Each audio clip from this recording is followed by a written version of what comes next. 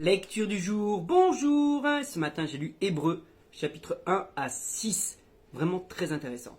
L'auteur de cette lettre va faire des rappels concernant la dignité de Jésus. Et il va dire dans ses premiers chapitres, j'aurais aimé, je paraphrase évidemment et j'extrapole un peu ce qu'il raconte, mais il dit, j'aurais aimé ne pas vous faire ces rappels, mais vous en êtes encore au lait spirituel. Alors que vous devriez avoir quelque chose d'un peu plus consistant, vous êtes encore à avoir besoin de lait, c'est pas normal. Mais bon, je vais vous faire ces rappels. Et puis, à la fin du chapitre 6, une fois qu'il a fait sa démonstration, il dit, ok, maintenant qu'on a revu les bases, passons à quelque chose d'un peu plus consistant.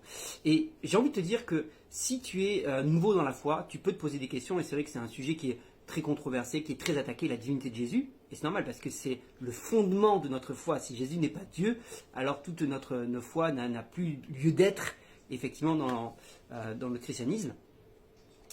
Donc si tu es nouveau dans la foi, ça peut être normal que tu te poses des questions. Par contre, si ça fait des années que tu es dans la foi et que tu te poses encore la question, que tu es encore en doute concernant la divinité de Jésus, j'ai envie de dire comme l'auteur de la lettre aux Hébreux, c'est pas normal.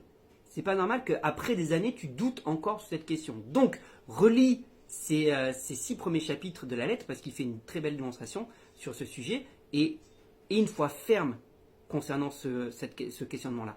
Donc, il va balayer plusieurs points. Et c'est vraiment très intéressant tous ces arguments. Il va dire, mais Jésus n'est pas un ange. Parce que Dieu n'a jamais dit à un ange d'être son fils bien-aimé. Il n'a jamais appelé un ange son fils bien-aimé. Les gens sont ses serviteurs. Ils sont là pour le servir. Or là, c'est bien plus qu'un serviteur puisqu'il a tout créé par lui. Et il a appelé mon fils bien-aimé. Il dit oui, effectivement, pendant un temps, il a fait inférieur aux anges, mais pour recevoir par la suite encore plus de gloire. Quand Jésus s'est incarné, effectivement, il s'est fait inférieur aux anges. Mais c'est là toute la beauté et toute la preuve de l'amour de Dieu à notre égard qu'il a pu manifester en se faisant pour un temps inférieur aux anges. Il va rappeler également que Jésus a reçu plus de gloire que Moïse. Pour ceux qui voudraient que Jésus soit juste un simple prophète dans la lignée de Moïse, là, l'auteur de l'Épître aux Hébreux va rappeler que Jésus est bien plus que ça. Bien plus que ça. Et donc, c'est vraiment quelque chose de fondamental sur notre foi d'avoir cette certitude.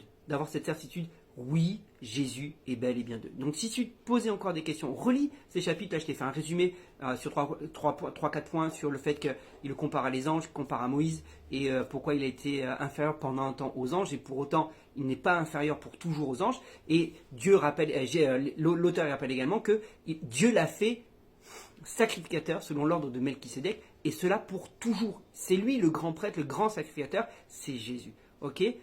Tu as besoin d'être ferme, tu as besoin de cette assurance. Ok ? Relis ces chapitres. Bonne journée et sois encouragé, fortifié.